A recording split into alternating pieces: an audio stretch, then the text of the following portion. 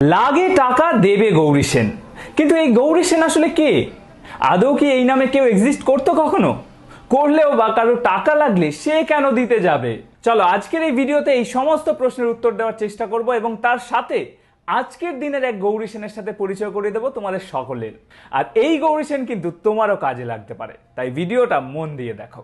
বছরের পর বছর ধরে বাংলার মুখে মুখে ঘুরতে থাকা এই প্রবাদ লাগে টাকা দেবে গৌরী সেনের এই গৌরী সেন কোনো কাল্পনিক চরিত্র নয়। বলা হয় তৎকালীন হুগলি জেলার বালিতে 1580 সালে এক সুবর্ণ বণিক পরিবারে জন্ম হয় গৌরী শঙ্কর সেনের। বাবা নন্দরাম সেন তখন একজন বিরাট বড় বণিক। না, তা বলে গৌরী সেন নিজের বাবার সম্পত্তি থেকে লোককে টাকা দিতেন না।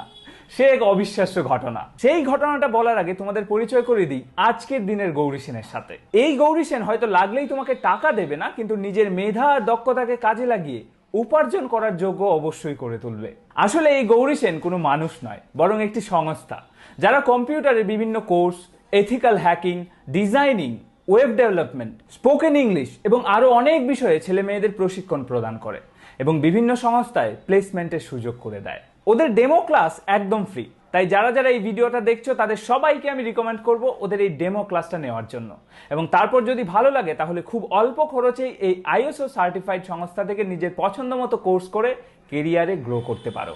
আরো ভালো বিষয় হচ্ছে ভারত বাংলাদেশের যে কোনো জায়গা থেকেই তুমি এই কোর্সটা অনলাইনে করতে পারো। আমি কমেন্টে সমস্ত ডিটেলস দিয়ে দেবো, তোমরা যে কোনো সময় যোগাযোগ করতে পারো ফ্রি ডেমো ক্লাসের জন্য, কিংবা ওদের ওয়েবসাইট ভিজিট করতে পারো www.gaurisen.com। তো যাই হোক, আমাদের টপিকে ফেরা যাক। পর্তুগিজরা তখন বাংলায় চুটিয়ে ব্যবসা করছে।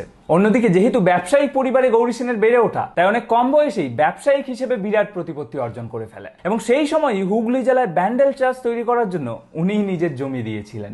ব্যবসা আরো বড় করার উদ্দেশ্য নিয়ে 1632 সালে গৌরী সেন এসেছিলেন কলকাতায় এবং এখানে এসে তার পরিচয় হয় বাংলার আরেক প্রতিষ্ঠিত ব্যবসায়ী বৈষ্ণব শেঠের সাথে। তারপর দুজন মিলে পার্টনারশিপে ব্যবসা শুরু করে কলকাতায়। ওরা দুজনেই ছিলেন অত্যন্ত সৎ এবং উদার মনের মানুষ, তাই খুব কম সময়ের মধ্যেই দুজনের মধ্যে বন্ধুত্ব জমে ওঠে। একবার কি হয়, একটা নিলামে বৈষ্ণব শেঠ আর গৌরী সেন পর্তুগিজদের থেকে একটা দস্তা বোঝাই করা জরাজীর্ণ জাহাজ কিনে নেয়। তারা জানতো প্রায় 7000 বস্তার দস্তা আছে ওই জাহাজে, কিন্তু ওই জাহাজ নিয়ে যখন বন্দরে ঢুকলেন ওই বস্তাগুলো খুলে দুজনেরই চোখ কপালে উঠে গেল। ওই 7000 বস্তার মধ্যে দস্তা নেই, বরং দস্তার বদলে বোঝাই করা ছিল রূপো।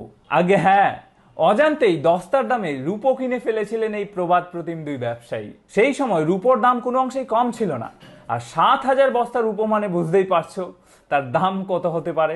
বৈষ্ণব শেঠ চাইলেই সেই রূপো নিয়ে বাজারে বিক্রি করে দিতে পারতেন, কিন্তু উনি তা করেননি। যেহেতু ওই জাহাজটা কিনেছিলেন গৌরী সেনের নামে, তাই বৈষ্ণব শেঠ ওই 7000 বস্তার একটাও নিজের